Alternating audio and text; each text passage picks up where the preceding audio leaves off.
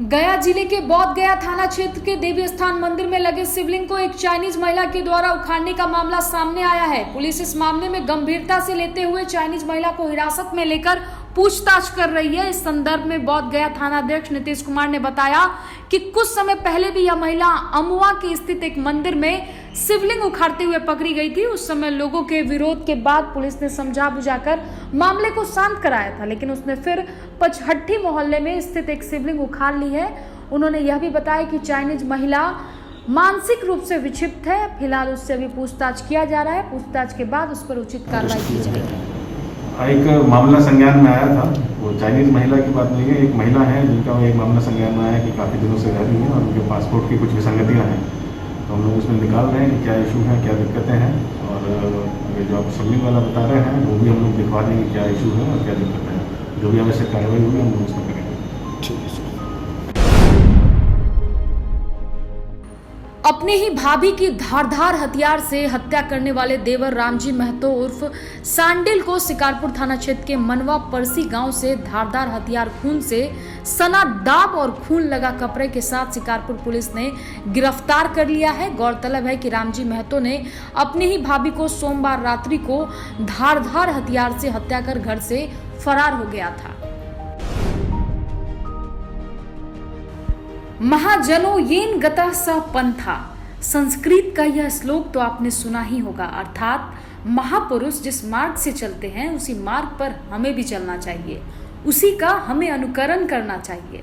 स्वच्छ भारत अभियान का सपना संजोए रामनगर अंचल पुलिस निरीक्षक कपूरनाथ शर्मा बृहस्पतिवार को रामनगर थाना क्षेत्र के बैकुंठवा देवी स्थान मंदिर परिसर में गंदगी देख स्वयं साफ सफाई करने लगे। इंस्पेक्टर शर्मा के हाथों में झाड़ू देख स्थानीय लोग भी इस मुहिम में जुट गए। फिर देखते ही देखते पूरा मंदिर परिसर स्वच्छ और सुंदर दिखने लगा। फिर इंस्पेक्टर शर्मा ने मंदिर परिसर में फलदार वृक्ष का रोपण भी किया। उन्होंने उपस्थित लोगों से भी स्वच्छता और अधिक से अधिक वृक्षारोपण करने की अपील भी की है।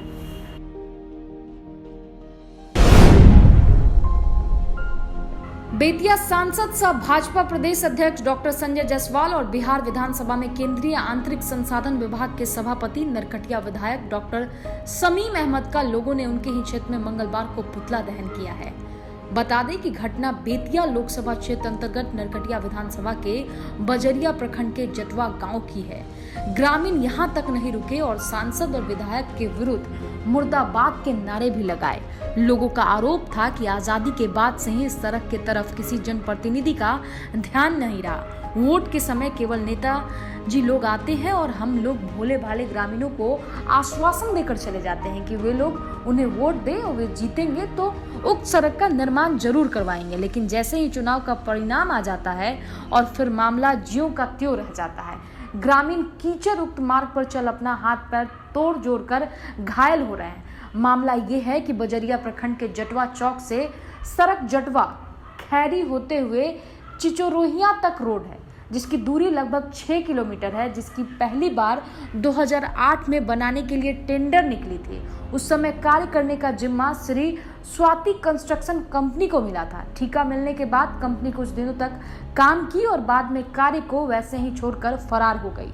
लोगों की परेशानी को देखते हुए प्रधानमंत्री ग्राम सड़क योजना के अंतर्गत इस सड़क का दोबारा टेंडर निकाला गया। इस बार पटना के बरहुनिया इंजीकॉन प्राइवेट लिमिटेड कंपनी ने इसका ठेका लिया। 4 करोड़ रुपए की लागत से गत वर्ष अप्रैल में इसका टेंडर हुआ। कंपनी को इस वर्ष अप्रैल तक इस सड़क का निर्माण पूरा कर देना था, लेकिन ये कंपनी भी बीच में ही काम छोड़कर फरार हो गई, जिससे नाराज लोगों ने पुतला दहन के साथ दोनों नेताओं के मुर्दाबाद के नारे लगाए। मौके पर युवा कांग्रेस जिला उपाध्यक्ष मोहम्मद रियाजुल हक उर्फ मिट्ठू सैकड़ों लोग के साथ शामिल हुए।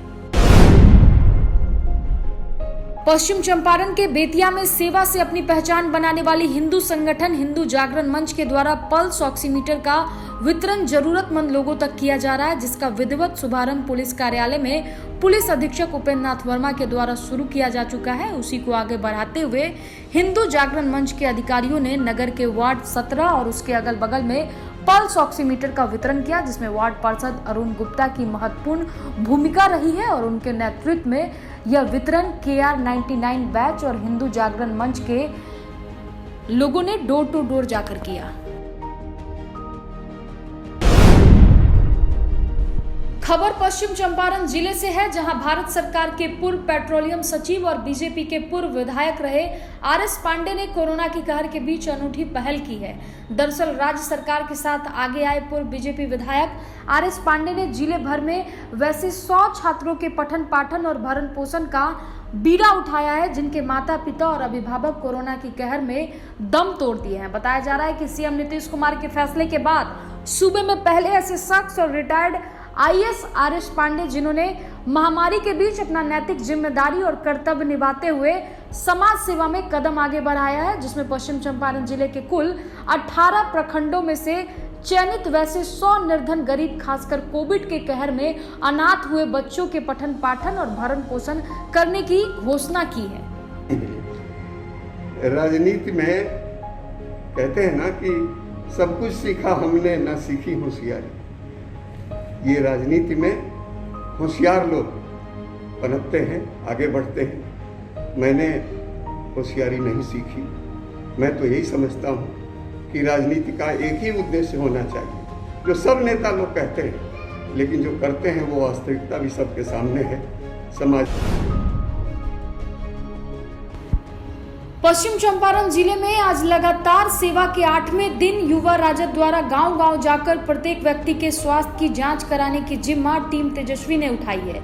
जिला युवा राजद कार्यकर्ता निरंतर लोगों की स्क्रीनिंग और ऑक्सीजन लेवल की जांच कर रहे हैं और वहीं जरूरतमंद लोगों को आवश्यक दवाओं का वितरण भी कर रहे हैं। उक्त बातें श्री मुकेश यादव, जिला अध्यक्ष युवा राजद ने बताया है। उन्होंने कहा है कि सरकार की कुव्यवस्था के कारण गांव के लोग टीका लेने और सरकारी हॉस्पिटल में जाने से डर रहे हैं। वहीं हम लालू जी और तेजस्वी जी के सिपाही लगातार जागरूकता अभियान के माध्यम से लोगों को टीकाकरण और कोरोना के बचाव को लेकर जागरूक करने में लगे हैं। जिला पदाधिकारी कुंदन कुमार ने बुधवार के दिन मझौलिया प्रखंड के बाढ़ प्रभावित क्षेत्र गुदरा पंचायत में पूर्व के कटाव का निरीक्षण किया है और साथ ही रोड ब्रेकर का सर्वे निर्माण कार्य में हो रहे विलंब पर पथ निर्माण विभाग के कार्यपालक अभियंता को कड़ी फटकार भी लगाई है। उन्होंने वार्ड नंबर 1 स्थित पुराना पीपल के पेड़ के पास कटाव स्थल पर रोड ब्रेकर कराने का आदेश जारी किया है। यहाँ विगत बार में करीब 50 फीट रास्ता का कटाव हो गया था, जिसके लिए गुदरा के पंचायत समिति सदस्य और प्रखंड उप प्रमुख नंद किशोर यादव ने डीएम, सीएम और पथ निर्माण विभाग को पत्र लिखा था। पत्र के आलोक में सीएम ने प्रतिनिधियों से राय शुमारी की। उप प्रमुख श्री यादव के अनुरोध पर डीएम ने गुदरा बिंटौली के त्रिवेणी और गुदरा के बीच में क्षतिग्रस्त सड़कों का अवलोकन किया। मौके पर उपस्थित मनरेगा कार्यक्रम पदाधिकारी जितेंद्र प्रसाद को मिट्टी भरवाने का आदेश भी दिया है। सिखरना के तट पर रिंग बांध का निरीक्षण किया है और वार्ड 2 से वार्ड 5 तक रिंग बांध मरम्मत की बात भी कही है। डीएम के विजिट के दौरान ग्रामीणों की भारी भीड़ जुट गई।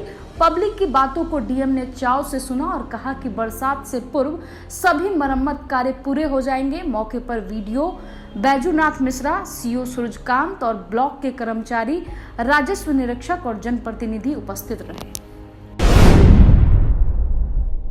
बाबा रामदेव भ्रामक प्रचार कर अपने पतंजलि के उत्पादों को बेचने में माहिर हैं। माइल्ड क्राफ्ट कोरोना के मरीजों को कोरोनिल खिलाकर दावा करते हैं कि उन्होंने उन्हें ठीक कर दिया है, जबकि ऐसी मामूली क्षमता वाले मरीजों को बिना किसी दवा के भी ठीक किया जा सकता है। उक्त बात आईएम के अध्यक्ष डॉक्टर सुशील चौधरी ने कहा। उन्होंने कहा कि बाबा रामदेव के कारण जिले के सभी डॉक्टर काला बिल्ला लगाकर कार्य कर रहे हैं। हालांकि उन्होंने ये भी बताया कि बाबा रामदेव के खिलाफ कई जगहों पर मानहानि का केस दायर हो चुका है। यह वही बाबा है जो कभी पुलिस की गिरफ्तारी के डर से रात में औरतों का सलवार समीज पहनकर भागे थे और आज कहते हैं कि किसी की मजाल है जो मुझे गिरफ्तार करे। बिहार राज्य स्थानीय निकाय कर्मचारी महासंघ नगर निगम बेतिया की ओर से कोरोना फ्रंट कर्मचारियों का अखिल भारतीय मांग दिवस आंदोलन के तहत कोरोना भत्ता, जीवन बीमा, सुरक्षात्मक उपकरण आदि की सुविधा प्राप्त नहीं होने को लेकर माननीय मुख्यमंत्री बिहार सरकार पटना को नगर आयुक्त नगर निगम बेतिया के हाथों 7 सूत्री मांगों का एक ज्ञापन सौंपा गया है।